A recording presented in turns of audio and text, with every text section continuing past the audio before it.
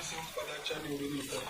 पंढरपूर नगरपालिकेमध्ये बरेचसे राजकीय विसर्जन दिसून आले होते. बैठकीतही वादावादी झालेलं चित्र दिसून आलं होतं.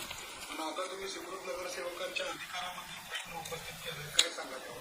नाही, अधिकार काय आहेत अशा पद्धतीचं पंढरपूर नगरपालिकेचे मुख्याधिकारी मान्य रोकडे साहेब यांच्याकडे एक प्रश्न आम्ही विचारला होता लिखित स्वरूपामध्ये की सुकृत नगरसेवकांचे अधिकार काय आणि त्याचबरोबर जे जे सुकृत नगरसेवक झालेले आहेत आणि त्यांची निवड स्थायी समितीवर केलेली आहे त्यांना देखील काय अधिकार आहेत असं मुख्याधिकाऱ्यांना आम्ही विचारलं होतं.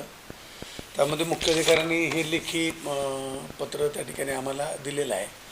याच्यामध्ये स्पष्ट असं म्हणलं आहे की बाबा सुकृत नगरसेवकांना त्या ठिकाणी मतदानाचा कसल्याही प्रकारचा अधिकार नाही आणि जे सुकृत नगरसेवक स्थायी समितीवर सदस्य आहेत त्यांनाही कसल्याही प्रकारचा अधिकार नाही, कसल्याही म्हणजे कुठल्याही मतदानाचा देखील स्थायी समितीमध्ये अधिकार नाही.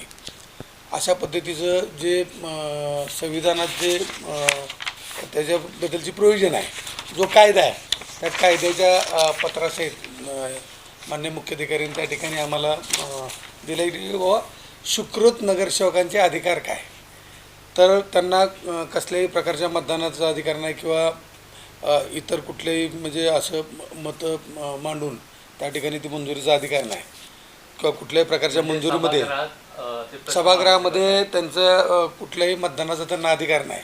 अशा पद्धतीचं नाही, त्यांनी ते कुठलाही त्यांना अधिकार नाही, म्हणजे कुठल्याही प्रकारचा त्या सभागृहामध्ये अधिकार नाही अशा पद्धतीचं त्यांनी पत्रच या ठिकाणी दिलेलं आहे.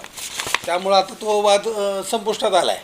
कारण प्रत्येकाला समजण्यात आलं की कारण अनेक लोकांना त्या ठिकाणी प्रश्न पडला होता की बाबा सुकृत म्हणून त्या ठिकाणी जात असताना नक्की त्या लोकांना काय अधिकार आहे. तर एकंदरीत त्याच्यावरून हे सिद्ध झाले की ते शोभेचं पद आहे, असे कुठलेही अधिकार त्या ठिकाणी मताचे वगैरे नाहीत. अशा पद्धतीनं त्या ठिकाणी नगरपालिकेने उत्तर दिलं आहे. त्यामुळे तो वादच संपुष्टात आला आहे. पंढरपूर नगरपालिका निवडणुकीत जनतेने जो कौल दिला त्यामध्ये नगराध्यक्ष पदाचा उमेदवार तीर्थक्षेत्र विकास आघाडीचा विजयी झाला, तर नगरसेवक पदाचे बहुसंख्य उमेदवार हे भाजप आघाडीचे विजयी झाले. पंढरपूर शहरातील नागरिकांना अपेक्षा आहेत की नगरपालिकेत जे गोंधळाचं चित्र दिसलं पहिल्याच बैठकीत ते यापुढे चालू नये, शहराच्या विकासाचे मुद्दे यापुढे चर्चेत यावेत. असे असताना आता या सुकृत नगरसेवक पदाबद्दल तुम्ही प्रश्न उपस्थित करताय, काय याच्यामागची भूमिका काय? नाही, याच्यामध्ये पंढरपूर शहराचा विकास झाला पाहिजे, कुठल्याही प्रकारचा वाद उत्पन्न न होता. त्या ठिकाणी निवडणूक संपल्यानंतर कसलेही वाद शिल्लक राहिले नाही पाहिजेत. कारण पंढरपुरातील जनतेने या ठिकाणी पंढरपूर शहराचा विकास झाला पाहिजे. लोकांच्या जे अडीअडचणी त्या अडीअडचणी सुटल्या पाहिजेत, लोकांना चांगल्या प्रकारच्या सोयीसुविधा मिळाल्या पाहिजेत. या दृष्टिकोनातून या जनतेने या ठिकाणी मतदान केलेलं आहे. त्यामुळं आता मतदान झालं आहे, निवडणुका होऊन गेलेल्या आहेत, आता कामकाज चालू झालं आहे. तर सर्व गटांनी सर्व पक्षांनी त्या ठिकाणी मिळून सर्व नगरसेवकांनी सर्वच पक्षाच्या आघाडीच्या पार्टीच्या नगरसेवकांनी एकत्र येऊन गटाच्या त्या ठिकाणी पंढरपूर शहराचा विकास साधला पाहिजे. सगळ्यांनी समन्वयाची भूमिका घेतली पाहिजे. परंतु जाणून बुजून काय लोक जर त्या ठिकाणी आडेलतट्टूपणाची भूमिका घेत असतील तर पंढरपूरची लोक त्या ठिकाणी सुजाण आहेत. पंढरपूरच्या लोकांच्या लक्षात येतं आहे की बाबा आता ही काम करण्यापेक्षा जो रोजच वेगवेगळ्या विषयावर वाद घालत बसायचे तर मग लोकांना आपण नक्की काय देतो आहे आणि जनतेला ते माहीत आहे. त्यामुळं आता सर्व नगरसेवक असतील किंवा कोण नेते असतील या लोकांनी जनतेचा कौल स्वीकारून त्या ठिकाणी जनतेच्या हिताचे त्या ठिकाणी निर्णय घेतले पाहिजेत. कोणी कोणाला विरोध न केला पाहिजे, चांगल्या पद्धतीचं काम झालं पाहिजे. परंतु जाणून बुजून जे लोक आडमुठेपणाची भूमिका घेतील त्यांना जनता धडा शिकवेल. बापू, सत्ताधाऱ्यांना रोखण्यासाठी कुठेतरी सिरसट आणि वाळुस्कर यांना संधी देण्यात आलेली आहे सुकृत नगरसेवक पदासाठी आणि त्यांच्याकडूनच सुरुवात झालेली आहे गदारोळ गोंधळासाठी आणि 5 वर्षाची पद त्यांच्याकडे आहे. ते सातत्याने त्यांच्या डबक्यावर चर्चा चालू आहे की आम्ही त्यांना कोणत्याही प्रकारची कामं करू देणार नाही. बघा, पंढरपूरची जनता सुजाण आहे. या ठिकाणी पंढरपूरच्या जनतेने नगराध्यक्ष प्रणिताई बालके यांना 11,000पेक्षाही जास्त मतांनी त्या ठिकाणी निवडून दिलेलं आहे, नगरसेवकांना निवडून दिलेलं आहे. जनतेची कामं झाली पाहिजेत आणि मग जे लोक त्या ठिकाणी कामात अडथळा करतील, पंढरपूरची जनता हुशार आहे आणि या ठिकाणी कामं होतच असतील. आम्ही तर ठरवलं की बाबा निश्चितपणे पंढरपूरच्या जनतेने ज्या विश्वासाने आम्हाला या ठिकाणी सत्ता दिली आहे निश्चितपणे आम्ही पंढरपूरच्या जनतेची कामं करू, हे मी तुमच्या माध्यमातून पंढरपूर शहरातील सगळ्या जनतेला सांगू इच्छितो. बापू, नगराध्यक्ष पद जरी तीर्थक्षेत्र विकास आघाडीकडे असलं तरी स्थायी समिती हा जो नगरपालिकेचा भाग आहे, त्या स्थायी समितीमध्ये अनेक महत्त्वाचे निर्णय आधी स्थायी समितीत होतात आणि त्यात एकमेव सदस्य विरोधी आघाडीचा म्हणून माधुरीताईंचा समावेश आहे. अशा वेळी समन्वयाने काम होणं अपेक्षित असताना आता या सुकृत नगरसेवकांच्या अधिकाराबाबत प्रश्नचिन्ह उपस्थित केलं जात आहे, काय सांगायचं? नाही, याच्यामध्ये प्रत्येकाचा अधिकार काय आहे प्रत्येकाला कळलं पाहिजे. समजा माधुरी धोत्रे जर स्थायी समितीचे सदस्य असतील तर त्यांना काय अधिकार आहे, सुकृत नगरसेवक जर स्थायी समितीचे सदस्य झाले असतील तर त्यांना काय अधिकार आहे, नगराध्यक्ष या स्थायी समितीचे अध्यक्ष आहेत, सभापती आहेत, तर त्यांना हे प्रत्येकाचे अधिकार प्रत्येकाला कळले पाहिजेत. कारण आपल्या कायद्यानुसार डॉक्टर बाबासाहेब आंबेडकरांनी दिलेल्या घटनेनुसार आपल्याला नक्की त्या सभागृहामध्ये त्या ठिकाणी काय अधिकार आहेत हे सर्वांना माहीत असणं गरजेचं आहे. त्यामुळं हा माहितीच्या अधिकारात आम्ही तो प्रश्न विचारून त्याचं उत्तर घेतलेलं आहे. आणि प्रत्येकाने नगरपालिकेचं त्या ठिकाणी पुस्तक खरेदी करावं आणि नगर परिषदांचे नियम काय ते देखील सगळ्यांनी पुस्तक वाचून त्या ठिकाणी आपापल्याला काय अधिकार आहेत आणि त्या अधिकारानुसारच त्या ठिकाणी वागावं आणि सगळ्यांनी समन्वयाची भूमिका घेऊन पंढरपूर शहराचा विकास कसा करता येईल त्याच्याकडे सगळ्यांनी लक्ष द्यावं. बापू, सत्ताधाराचा भोंगळ कारभार लोकांसमोर येऊ नये म्हणून कुठेतरी पद दिलं आहे असं वाटतंय? नाही, कोणी कोणाला काय पद द्यावं हा त्यांच्या पार्टीचा पक्षाचा निर्णय आहे. माझं एवढंच मत आहे की या ठिकाणी सगळ्यांनी समन्वयाची भूमिका घेऊन या ठिकाणी पंढरपूर शहराचा विकास झाला पाहिजे.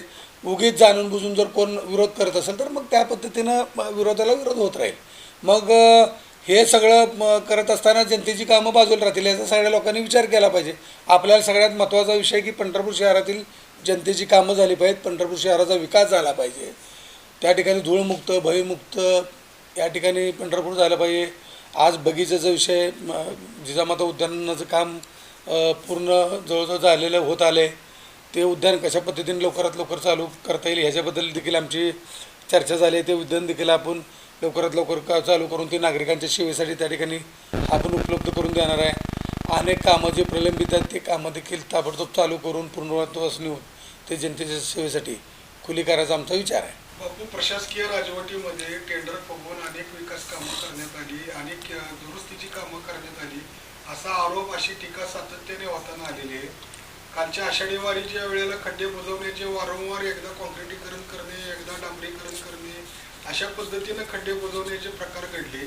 तर कार्तिकी वारीच्या दरम्यान पुन्हा तेच खड्डे बुजवण्याचे प्रकार घडले आणि लाखो रुपयांची बिले ठेकेदारांना याबाबत अदा करण्यात येणार आहेत. स्थायी समितीचे सदस्य असताना या सगळ्या टेंडर प्रक्रियेचा लेखाजोखा समितीसमोर येत असतो.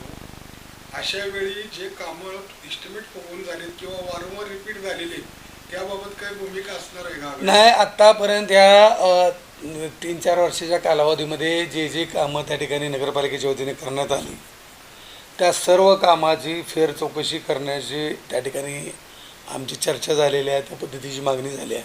त्या सर्व कामांची चौकशी होणार आहे. जे कामं निकृष्ट झालेली आहेत त्या ठेकेदारांवर देखील कारवाई करण्याची त्या ठिकाणी आमचं चर्चा झालेली आहे, मागणी झालेली आहे. आणि जे कामामध्ये समजा बोगस बिलं, अनेक लोकांच्या तक्रारी आहेत की अनेक कामाची कामं अर्धवट असताना देखील बिलं काढली गेली, अनेक ठिकाणी बोगस कामं करून बिलं काढून गेली, तर त्या सगळ्या कामांची चौकशी करण्याची त्या ठिकाणी आम्ही मागणी केली आहे. आमच्या मिटिंगमध्ये चर्चा झालेली आहे आणि निश्चितपणे येणाऱ्या काळामध्ये नगराध्यक्षताई त्या सगळ्या कामांची चौकशी करून त्या ठिकाणी योग्य ती कारवाई करतील. त्यात 64 कोटी रुपये वैशिष्ट्यपूर्ण कामं जे पंढरपुरात तीर्थक्षेत्र विकासासाठी म्हणून करण्यात आली त्याच्यासाठी निधीची मागणी जयकुमार गोरे यांनी केलेली आहे. आणि जे वैशिष्ट्यपूर्ण कामं केली जातात शहरात ते ऐनवेळी प्रशासन सुचवतं आणि ती कामं केली जातात, त्याचं इस्टिमेट फुगवलं जातं, त्या कामाची मागणी कुठेही नसते असा एक आरोप होत आलेला आहे. आणि अशा वेळेला या वैशिष्ट्यपूर्ण योजनेच्या नावाखाली जे बिलं काढली गेली त्याची काय चौकशी होणार आहे? नाही, तुम्हाला मी सांगितलं ना, या ठिकाणी ज्या कामांची बिलं या 4 वर्षामध्ये काढली गेलेली आहेत त्या सर्व कामांची या ठिकाणी चौकशी निश्चितपणे त्या ठिकाणी होणार आहे.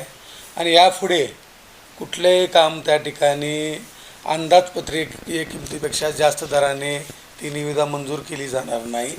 1 रुपया देखील त्या ठिकाणी नगरपालिकेचं नुकसान होणार नाही त्या पद्धतीची देखील आमची चर्चा झालेली आहे आणि कुठलंच काम हे त्या ठिकाणी वाढीव दर करून त्या ठिकाणी देता येणार नाही याची देखील चर्चा झालेली आहे.